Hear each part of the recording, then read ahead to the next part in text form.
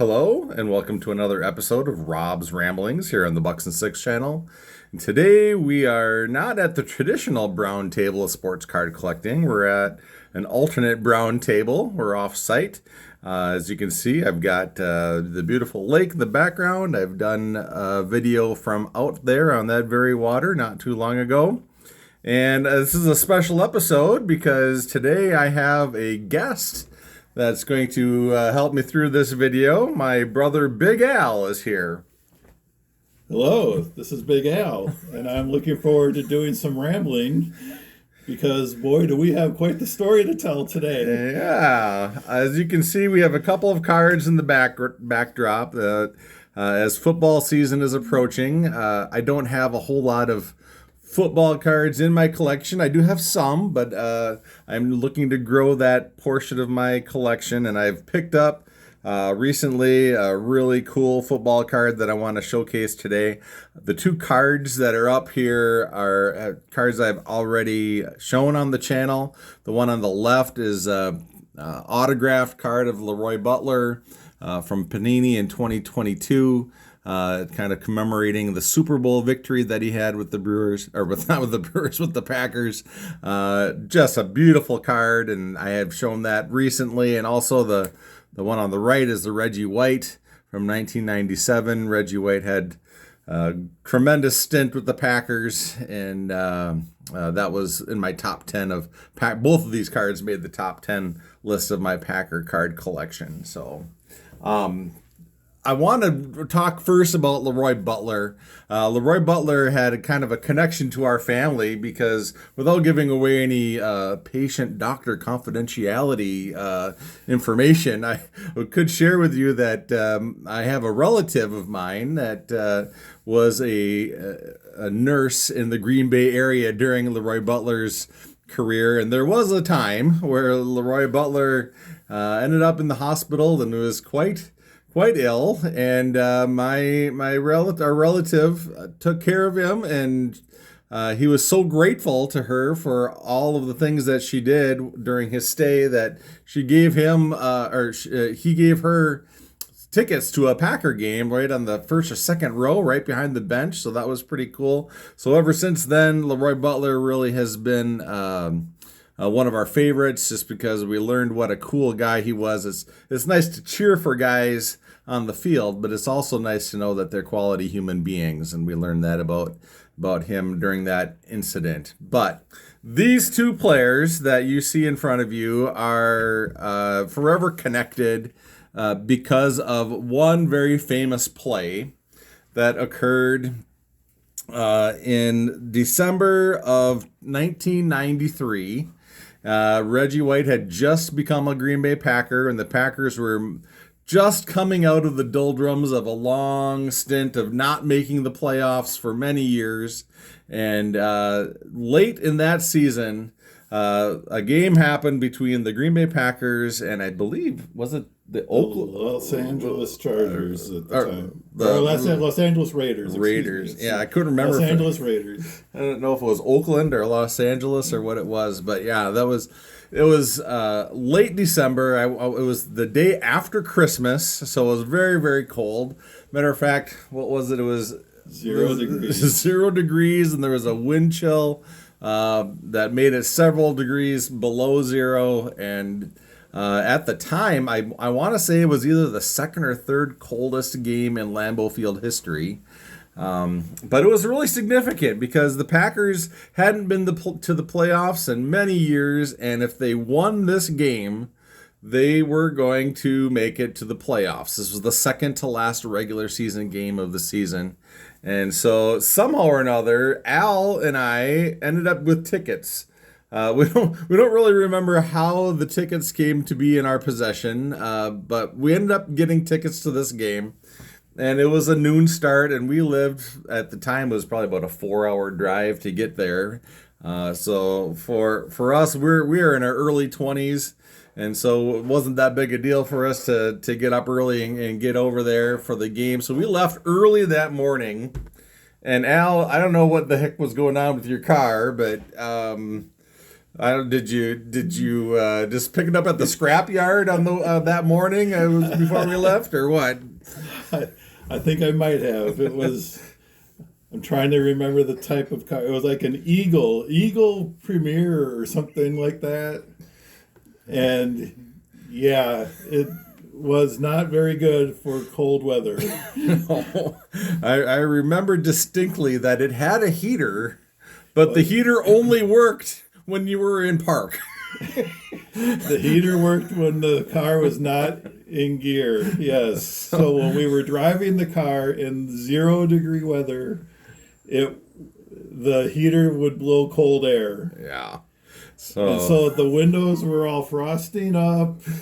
So like every 30 minutes or so, I had to pull over and put the car in park so the heater would start working, and we would warm up for a while, and then we'd go again. And we'd have to endure the freezing cold just to make progress on our trip across the state. So that's kind of the backdrop. And we were, because we had to do this, we were making slow progress, and we get about halfway to Green Bay from where we lived over in Eau Claire, Wisconsin, and we make a wrong turn. And I'll say we just so that I can lump myself in here. One of us was driving. I don't remember which one, Al, was driving, but we made a wrong turn, and we ended up going down a highway for a good 45 minutes, maybe, the wrong direction. At least 30 minutes. Yeah.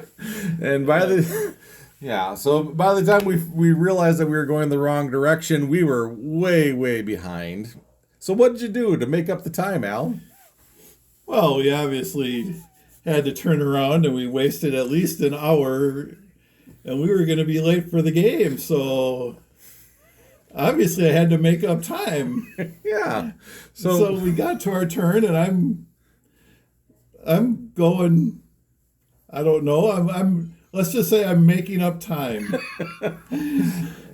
And all of a sudden, a little lays down the road, there is some flashing red lights behind us. Yeah.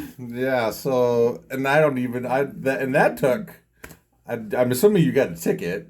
Yes. Yeah, I mean, we got a ticket, and I think the cop was a little bit understanding because he kind of knew the situation. We were all in Packer gear and so forth, but still gave him a ticket. And that whole incident put us back even more. And so eventually we did make it all the way over to Lambeau Field. And I don't know that we were in our seats at kickoff. Were we? I think we might have. Just after. Yeah, we probably missed the first series, perhaps, of the game. But anyways, we finally made it. And we had decent seats. We did? Yeah, we were about halfway down the bowl, or maybe even closer to the field than halfway. And we were right around the 20 or 30 yard line, I want to say. Yeah. Of course, when you go to Lambeau, if any of you have ever been to a football game at Lambeau Field, you know the bench seating, and you got to squeeze your way in between people, and there's no bucket seats or anything like that. So when we got there late, we had to find our seats, and people were not too happy with us around us that we are using up more space on the bench. But anyway, we get to our seats, and we're enjoying the game in this freezing cold. And as the game went on, the Raiders just were not doing anything on offense, and the Packers had put together a couple of scoring drives, and it got to be, I guess I don't know for sure what the time frame was in the game, but it was fairly late in the game. It was like late in the third quarter, I think. And I do know that the Packers were ahead 14-0. And one of the most famous plays in Packer history, actually, well, I should say one of the more famous plays in Packer regular season history happened. And what we're talking about, if you don't know, haven't put the puzzle together yet, what we're talking about is the Lambeau Leap was invented on a particular play. These two men were involved. There was a play where the Raiders quarterback was, now I'm forgetting his first name. It was Vince Evans threw a pass that was called a fumble, but when I look back and watch the replay of the play, I feel like it was probably more of an interception. I don't think he ever actually had the ball. The Raider player ever had the ball in his hands. I think it kind of bounced around a little bit, but it ended up in Reggie White's hands, and he started bumbling and stumbling down the field, and he was just about to fall out of bounds. But right before he stepped out of bounds, he lateraled the ball back to Leroy Butler, who then took it down the sideline and into the end zone for what ended up being the clinching touchdown. It really cinched the game, and that play really secured the first Packer playoff berth in many, many years. And in celebration of that play, Leroy Butler famously jumped into the stands and invented the Lambeau Leap. And this happened right in front of where Al and I were sitting. So, because that play and that game and that day had so much connection to Al and I, when I saw this card come up for sale, I had to go after it and buy it. I don't know if the lighting is hitting it too well. One of my lights died, but you can maybe see it a little bit.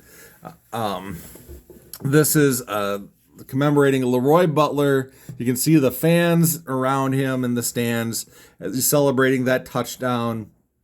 And he's autographed it, and this is number 36 there. So this card is really special to both of us, and I might have paid a little bit more for it than I probably should have, but it's worth it when it's connected with a story like this, and it's a day that Al and I will never forget. Yes, it definitely is a great story, and it is a very memorable day. For sure. And Reggie, there is a camera angle where it looks like Reggie stepped out of bounds before he lateraled, but we won't mention that. don't tell anybody that. History doesn't remember the edge of his heel being out of bounds. History remembers the Lambeau Leap. Yeah. And the Packers were going to win that game regardless, and it was still going to be a fantastic day. With a lot of memories associated with it because, the Packers were in the playoffs, and that was a big deal back then. Now, Packers making the playoffs, it happens a little bit more regularly than it did back then, but back in 1993, that was a really huge deal for all of us Packer fans. So, and then after the game, our day wasn't over. We still had to make our way back all the way home across the state in this beautiful car Al drove us over in. Stopping every 15 minutes or so just to warm up because obviously at nighttime the temperature's a little bit colder than it was in the daytime. So yeah, I replaced that car shortly afterwards. Yeah, but anyway, that's our story today. I hope you enjoyed it.